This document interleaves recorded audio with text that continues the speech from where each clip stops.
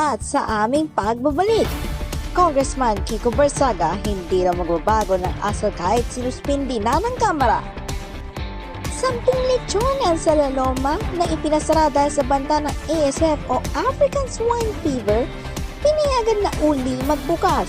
Yan at iba pang mga balita na ihatid sa atin ni Caleb Myers sa MLBN Balita sa Umaga.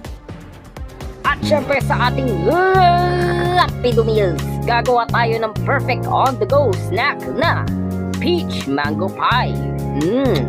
Sarap niya na. Paborito ko Parang yan, ganun din yung sa isang fast food, no? Indeed. Paborito ko rin yan. Pero anyways, tuloy mo na, Ana.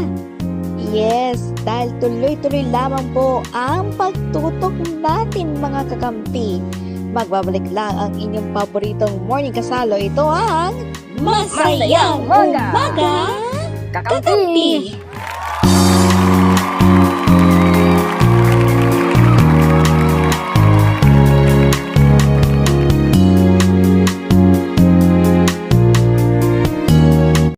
Ang programang ito ay hatid sa inyo ng Maggi Magic Sarap.